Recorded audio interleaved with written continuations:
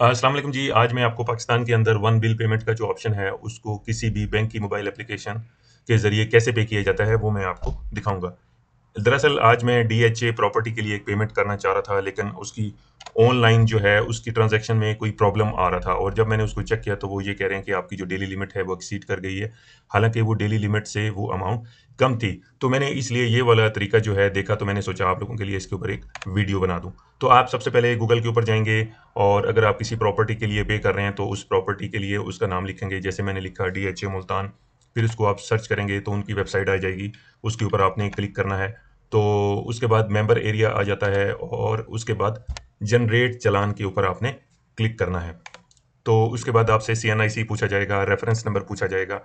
Reference number वो होगा, आपने जो प्रॉपर्टी ली हुई है, जो आपका लेजर है, जो आपकी प्रोफाइल उस प्रॉपर्टी के इदारे के पास बनी हुई है, तो उसके अंदर एक रेफरेंस नंबर लिखा होता है। जैसा कि यहाँ पर आप देख सकते हैं, डीएचए के केस में रेफरेंस नंबर भी दिया होता है, फेज़ नंबर भी है, सेक्टर भी है, फिर प्लॉट नंबर लिखा होता है।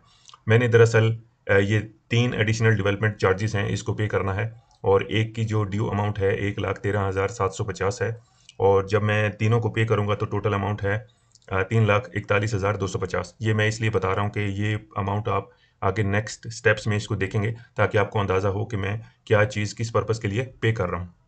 आप अपना सीएनआईसी लिखेंगे, रेफरेंस नंबर लिखेंगे, उसके बाद सबमिट के ऊपर क्लिक करेंगे और उसके बाद इस तरह का फॉर्म आपके सामने आ जाएगा। अगर तो आप कोई सरचार्ज पे कर रहे हैं, तो आप सरचार्ज की अमाउंट लिखेंगे और अगर तो आप कोई इंस्टॉलमेंट दे रहे हैं एडिशनल डेवलपमेंट चार्जेज़ की, तो आप वो लिखेंगे या जो भी आपकी रिक्वायरमेंट है, वो आप उसको लिखेंगे। मैंने ये वही अमाउंट लिख दिया, 3,41,250।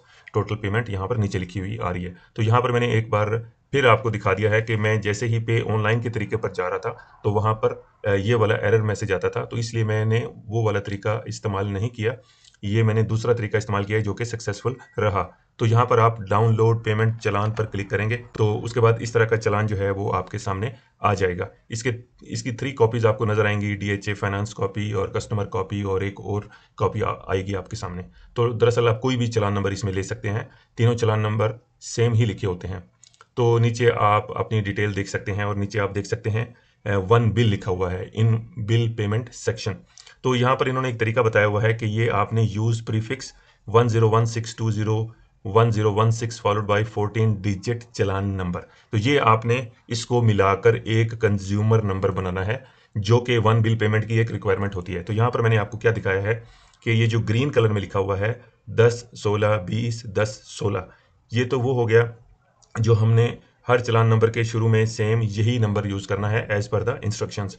और जो लास्ट मैंने ब्लैक कलर में लिखा हुआ है 2603141965 ये टोटल 14 डिजिट है ब्लैक कलर में। ये दरअसल आपका चालान नंबर है और ये हर दफ़ा जैसे ही आप नई पेमेंट करेंगे, ये चालान नंबर चेंज होता रहेगा, लेकिन जो ग्रीन कलर वाला पार्ट है, ये वही सेम रहेगा।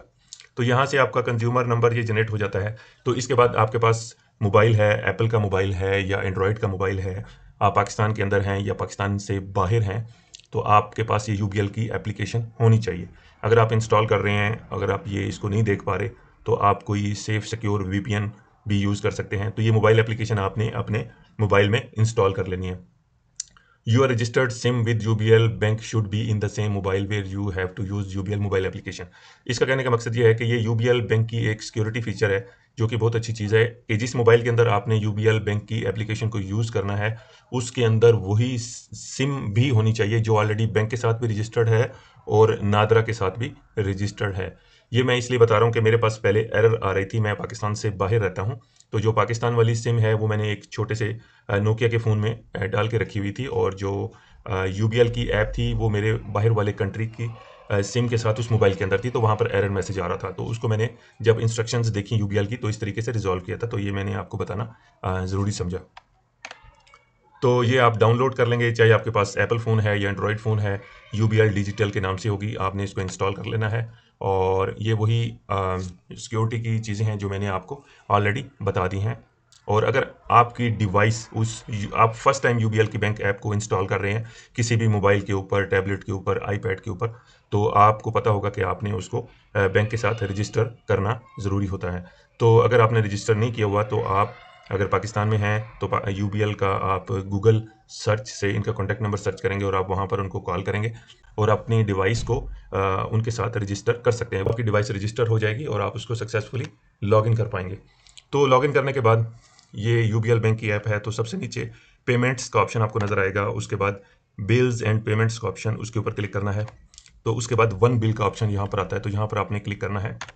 और उसके बाद अगर आपके पास पहले से कोई बिल ऐड नहीं है तो आप इस ऐड प्लस के साइन पर क्लिक करेंगे, तो यहाँ पर ये आपको दिखाएगा कि आप इस बिल की पेमेंट अपने इस अकाउंट से करना चाह रहे हैं। और पे टू सिलेक्ट पेमेंट टाइप, तो यहाँ इस एरो साइन पे क्लिक करेंगे तो ये आपको दो ऑप्शन देगा। आपने पहले वाला ऑप्शन चूज़ करना है, इनवॉइस वाउचर, और उसके बाद यहाँ पर कंज्यूमर नंबर आपसे पूछा जा रहा है। ये वही कंज्यूमर नंबर है जो मैंने शुरू में आपको बनाकर दिखाया था।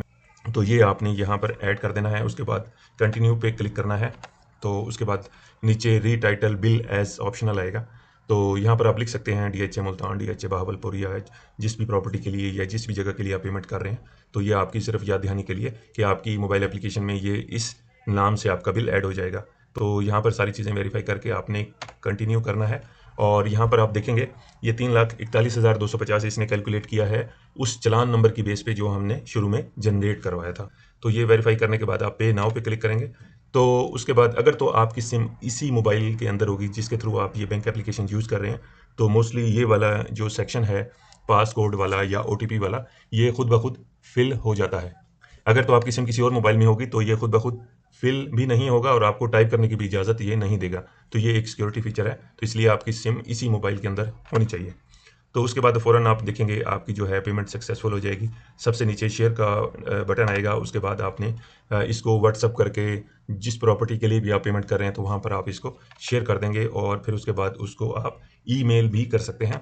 तो उसके बाद मैं आपको ये बता दूं, आप यूबीएल की बैंक की ऐप में दोबारा 1 महीने के बाद 2 महीने के बाद आएंगे उसको दोबारा पेमेंट करने के लिए, तो आपने लॉगिन करना है, पेमेंट के सेक्शन में जाना है, बिल्स एंड पेमेंट्स में जाना है, वन बिल में जाना है। तो यहाँ पर आप जाकर देख सकते हैं कि वो जो पहले से बिल आपने पे किया हुआ है उसको बार बार ऐड करने की ज़रूरत नहीं है, क्योंकि हमने लास्ट स्टेप में उसको येस कहकर सेव कर लिया था।